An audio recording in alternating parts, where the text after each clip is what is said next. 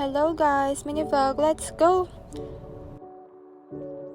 So ayun, niyaya ko ng kapatid ko na pumunta sa Ross.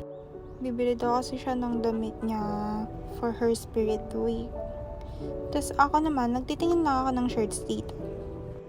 Tapos some of my clothes na pang work is binibili ko lang din sa Ross kasi very affordable siya, tapos magaganda din. Tapos ayun, nagtitingin lang ako ng shirts dito. Hindi ako masyado nakapag-video kasi medyo nahihiya pa ako.